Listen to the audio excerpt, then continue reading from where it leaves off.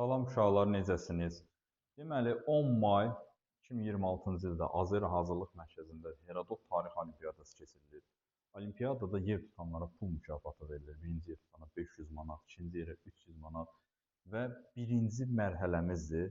Birinci mərhələdən ikinci mərhələyə keçid 40 bal müəyyən olundu statistikaya əsasən.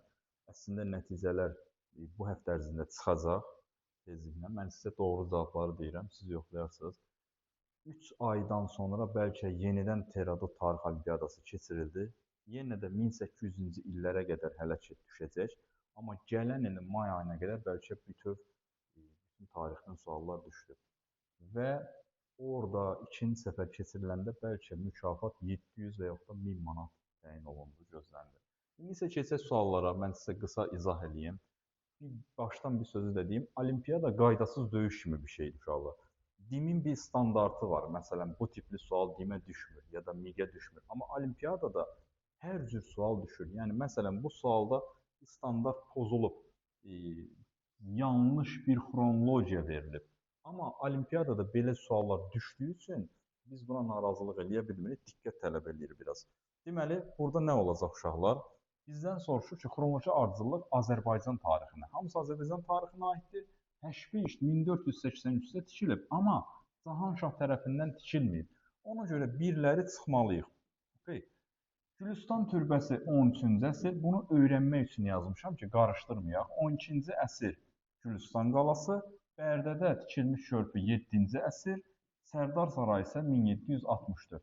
Cavab olacaq 4, 3, daha doğrusu bu neçə? 5, 3, 2, 4. 5, 3, 2, 4 Y variantı. Sonra ikinci suala gələk. İkinci sual DİM-də də var. DİM-də də var. Ona görə bu sualı salmışam. 12, 7-ci, 8-ci əsrlər deyir eradan əvvəl. Yəni, minillik demir. İbtidai heyvandarlıq 7, yəni mezolit dövründədir. Ona görə biri çıxmalıyıq uşaqlar. İstehsal təsərrüfatına keçid də mezolit dövründədir. 12-ci minillikdədir. 5-i də çıxsaq, qalacaq ayaqla hərəkətə gətirilən dulus sarxı son tunç dövründə və trapesiya formasında tikilən qalalar. Cavab olacaq C variantı. Okay. Sonra üçüncü sual biraz asan sualdır. Türk dövlətlərinin Bizansla mübarizəsini deyir. Ərəb türk deyil uşaqlar.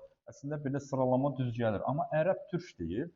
Axunlar da aparmayıb Bizansla mübarizə. Bunu çıxırıq. Göytürklər 500-cü ildirsə, Osmanlılar 1400-cü ili götürsə və yaxud da 1300-cü ili. Burada xronologiya pozulur. Səlcuqlar da 1071. Ona görə D variantı da deyil. Avropa 5-ci əsr, Göytürk 6-cı əsr, Səlcuqlarsa 11-ci əsr. Cavab olacaq C variantı. Sonra görə 4-cü sual nədir? 4-cü sual da əslində tapmaq olar biraz rahat yolla. Şirvanşahlar dövlətinin hökmdarlarını istəyir uşaqlar bizdən. Sizsə belə yaxınlaşdırım, daha rahat baxaq. Aksistanı istəyir. Aksitan bilirik ki, Muğanı tutan kim idi? Huşənc idi. Ona görə 8-i çıxırıq uşaqlar. Sonra Kəsranilər sülaləsi, Dərbəndilər sülaləsinin son nümayəndəsi. Dərbəndilər sülaləsi 1382-də gəlib. Biri də çıxsaq, bir də 6, 1359-da Şeyx Üveys Kürdən cənubdakı ərazilər tutub. Şirvanı 1367-də tutub. 6-nı da çıxsaq, qalacaq B variantı. Yəni, da doğruları bir də açıqlamıram. Bunu bir dənə açıqlayayım. Monqollara itaətkarlıq, yəni Hülakülərin asıllığına keçib. Cavab olacaq B. Ağa Məhəmməd xan Qacarın Cənubi Qafqaza yürüşlərin məqsədi. Bunu əslində belə tapmaq olar. Bu adam Səfəvi dövlətinin sərhədlərini bərpa etmək istəyirsə, deməli Qarabağda tutmalıdır ki, Azərbaycanın şimalını da tutmalıdır ki, bütün sərhədləri bərpa eləsin. Nağdı 3-ü var. Rusiya ilə yaxınlaşan Gürcü çarını da cəzalandırmaq istəyirdi. Çünki 1783-də Gürcülər Rusiya ilə yaxınlaşmışdı və Rus imperatoru Yekaterina Cənubi Qafqazı işğal eləmək istəyirdi. Onun da qarşısını. Yəni, burada hamısı Ağa Məhəmməd xan Qacarın məqsədlərinə aiddir. Məqsədlərindən neçəsi yanlışdır? Heç biri yanlış deyil. Hamısı doğrudur. Okay. Gələk indi 6-cı suala. 6-cı sual qəşəng sualdır. 6-cı sualı biraz diqqətli olsaq, düz tapa bilərik. Deyin, necə? Deməli, uşaqlar, bizdən Romanın daxili siyasətini istəyir. Karra döyüşü xarici siyasətdir. 2-dən A-nı çıxaram. Atlantik okeanından iki çay arasına qədər ərazini işğal etdi. Bu da xarici siyasətdir. 2-dən 3-dən B-ni də çıxaram, C-ni də çıxaram. Yəni Albaniya ilə diplomatik əlaqələr hamısı xarici siyasətlərdir. Bunları çıxaram. Qay Yuli Sezar isə 49-da hakimiyyətə gəlib. Birinci yarısı eləmir, ikinci yarısı eləyir eradan əvvəl olanda. Burada gələk əsas məsələyə. Deməli, ikinci tərəfi bildik onsuz da. Deməli, 2-yə C-dir, 3-ə A qalır. Gələk bu tərəfə. Burada A-mı, AC-mi, C-mi uşaqları çaşdırıb. Patrisilər hər il xalq tribunu yox, plebeylər hər il xalq tribunu seçməli idi. Ona görə A-nı da çıxsaq, cavab qalacaq Y. Görürsünüz nə qəşəng sualdır. Sonra bu sual mənim özümün test bankındandır. Azərbaycan tarixindən test bankım var, bilirsiniz. Gələn bütün olimpiyadalarda test bankından bir sual olacaq. Deməli, burada isə biraz çətin sualdır. Naəfşar imperiyasının paytaxtı 3 Məşhəd şəhəridir. Bu şəhərlər hansıdır soruşsaz, elə atmışam şeyləri, variantları atmışam. İrandakı ərazilərdir. Çox da yəni bir şəhər axtarmayın orada. Sonra 8-ci suala gələk. 8-ci sual mənə elə gəlir ki, rahat tipli düşünüb saldım ki, yəni heç olmasa uşaqlar 5, 6, 7, 8 sualı düz yaza bilsinlər. Baxın uşaqlar, Terik çayında Əmir Teymur uduzmayıb. Ümumiyyətlə, Əmir Teymur heç bir döyüşü uduzmur. Ona görə A-nı çıxdınız, nə qaldı ki artıq? Kür döyüşündə də İbrahim 1412-ci ildə məğlub olduğu üçün birinci yox, ikinci 10 illik eləyir. B-ni də çıxsam, qalır Y variantı. Bu sualı çətinləşdirə də bilərdim. Məsələn, çox uşaq Teymuri Əbbəkirə qarşı Təbriz üsyanını bilmir. Amma bunları heç bilməyə ehtiyac yoxdur. Sadəcə digərləri asandır. Çıxırsız, cavab çıxır. Bu biraz asan tipli sual idi. 9 da məncə asan tipli sualdır. Almaniyada Katolik kilsəsi 1555-də Augsburg sülhü ilə bölünməsi rəsmiləşir və Səfəvilər dövlətində inzibati dəyişiklik 1555-də paytaxt olur Qəzvin. 2 və 5. İngiltərə Yelizaveta getdi 58-ə. 80 sarın nə əlaqəsi var? Həmədan döyüşü Osmanlılar 1535-dədir. Amma bu ikisi asandır məncə. 10-cu sual da asan sualdır uşaqlar. Deməli, ərazisinin yadı bütün dövlətlər, Şirvanşahlar xüsusən də elə ömrü boyu yazıqlar yad elli hücumuna məruz qalıblar. Kəsranilər də 1027-dən başlayıb 1382-yə qədər hökmranlıq ediblər. 3-4-ü götürürük. Səlcuqlar 1100-də var. Amma 13-cü əsrdə yoxdur. 1123-də İraq Səlcuq sultanlarının hücumuna məruz qalıblar. Eldənizlərin hakimiyyəti altında keçmələri bir olub 1191-ə qədər Qızıl Arslan dövründə. Bir də 1161-də Şəmsəddin Eldənizin dövründə olub. Gələk 11-ci suala uşaqlar. Görə 11-ci sual hardadır? Biraz qarışıqdır. 11-ci sual hardadır? Aha. Bu sual əslində biraz fərqli idi. Mən bu sualı biraz da dəyişdirdim. Biraz bu bizi çaşdıra bilər. 1724 Azərbaycan tarixində İstanbul sülhü var. İstanbul sülhünə əsasən Osmanlıların himayəsi altında xanlıq elan edilir. Bu aiddir Rusiya-Osmanlı müharibəsinə. Amma Rusiya-Osmanlı müharibəsində protestantlara yox, provoslavların üzərində güzəşt qazandılar.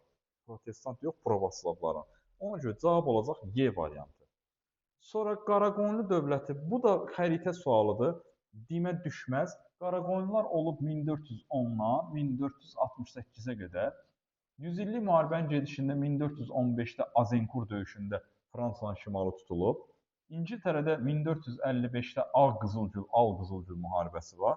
Ağqoyunlular 1461-də Trabzonu itirirlər, Qaradənizə birbaşa çıxışın itirilməsi. Birbaşa çıxışıdır bu, yəni düzgün yazılıb variant. Muş döyüşündə də Həsən bəy, yəni Uzun Həsən Cahanşahı məğlub edib 1467-də. Qaraqoyunluların Şəkiyə ilk hücumu xəritənin içində yazılıb ki, 1409-cu ildə. 1409-da hücumları var, amma ilk hücumu sondur bilinmir. Sadəcə mən ilk yazdım ki, yəni ən azı 1409-da biri var.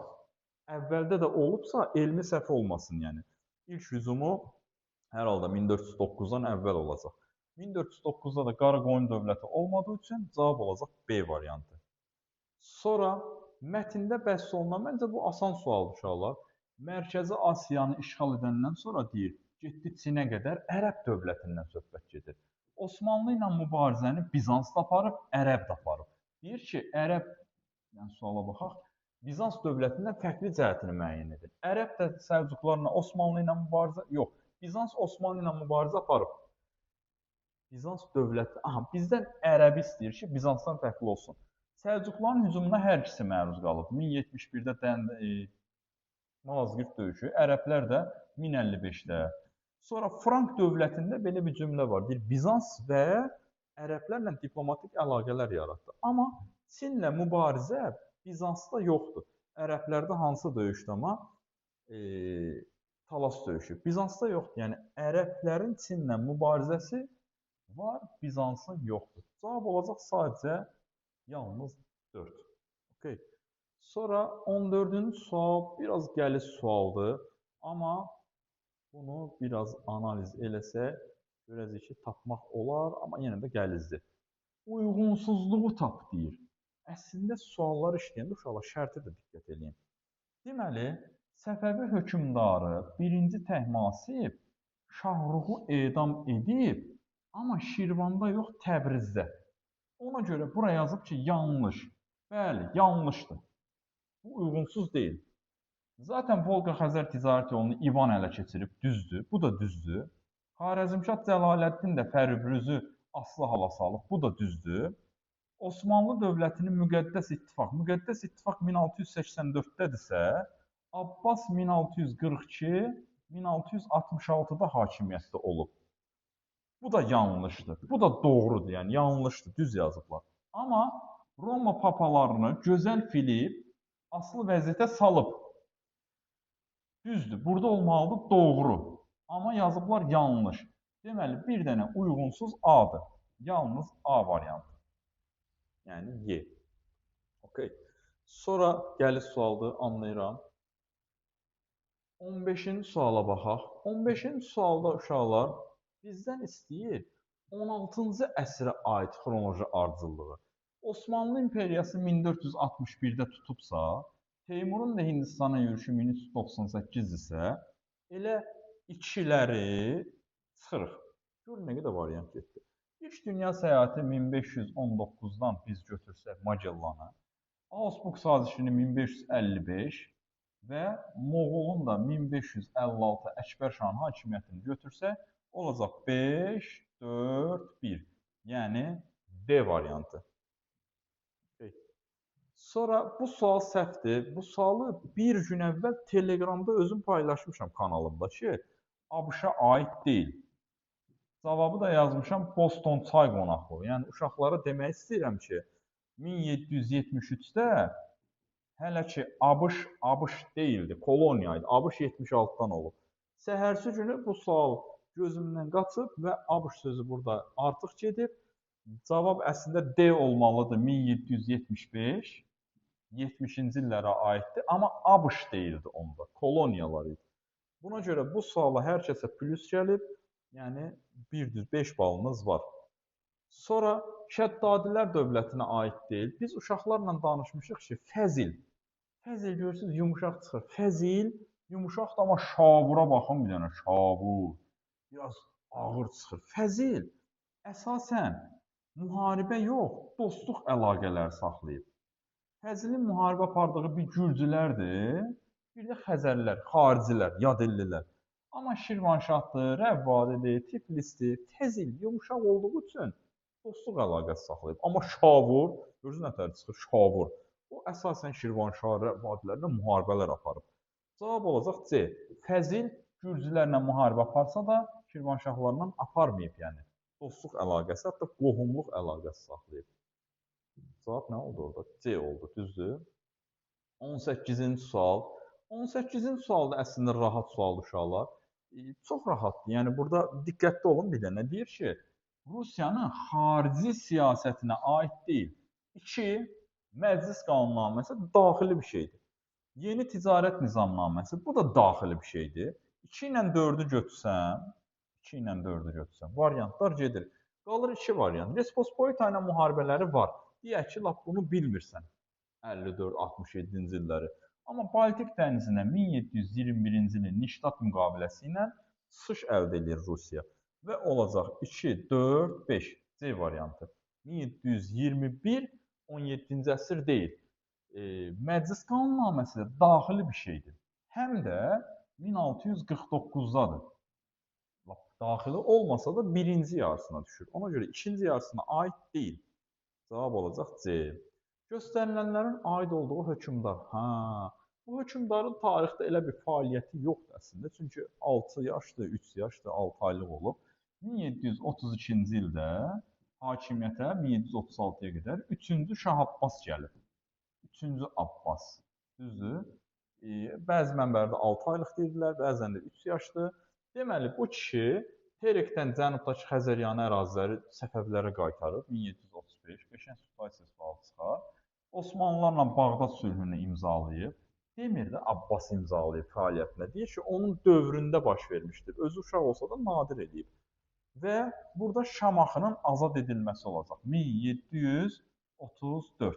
Niyə A ilə B olmur? Çünki bunlar yanvar ayında olan şeylərdir. Rəşd və yaxud da yəni Təhmasibin dövrünə düşür. 3-cü Abbasın dövrünə düşmür. İrəvanı da geri alır. Həmədan döyüşlərində də qələbə çalıblar. Əslində məğlub edilməyiblər. Biri digərindən fərqli əsrdə baş vermişdi. Əslində çox da çətin sual deyil. Niyə? Deyək ki, biz bunu bilmirik. Uşaqlar, baxın 1581 Sufyan döyüşü. Deyək ki, bunu bilmirik. Gəlizdir, olimpiyada tiplidir. Şahruxun edam edilməsi digər sualda var idi. 1538. Bunu bilirik ən azından. Həmzə bin Zəndə bilirik ki, 1500-cü illərdədir, yəni 16-cı əsrdədir. Şeybanilərin də Xorasan tutması 1586-89-dadır. Deməli, bunlar ən azı bilirik ki, 1500-cü illərdir. Gələk Sufyan döyüşü. 2 dənə Sufyan döyüşü var. 1585, 1605. 1605-dəki döyüşdə Osmanlılar məğlub olub. 1585-də qalib gəlmişdir. Cavab olacaq B variantı. Yəni, bu 17-ci əsrə aiddir. Və salam. Final mərhələmiz bəlkə 31 mayda oldu, amma hələ dəqiq deyil. 31 mayda olacaq. Keçid balı böyük ehtimal 40 bal olacaq. Əslində 60 demişdik. Sonra uşaqlar xahiş elədi ki, 50 eləyək. Sonra dedilər ki, bəs Rufoda əslində statistikaya əsasən çıxarılır. Yəni, baxırlar, görək, uşaqlar necə yazıblar, ona əsasən mən də statistikanı çıxartdım. Böyük ehtimal keçid balı 40 bal olacaq. 40 baldan yuxarı ikinci turda da iştirak eləyən və orada da yüksək nəticə göstərən hər bir şagirdə sertifikat veriləcək, mükafatlandırılacaq və bir, ikinci, üçüncü yeri tutanlara isə hədiyyə olacaq. Kiminsə nəsə sualı olsa, YouTube-da, yəni yorumlarda yaza bilər. Baxa bilsəm mən, baxanmasam digər uşaqlar cavablandıracaqlar. Hamınıza uğurlar arzulayıram. Gedin, yaxşı hazırlaşın. Yenə 1800-cü illərə qədər düşəcək. Diqqətli olun. Vəssalam. Belə, gecəniz xeyrə. Sağ olun uşaqlar.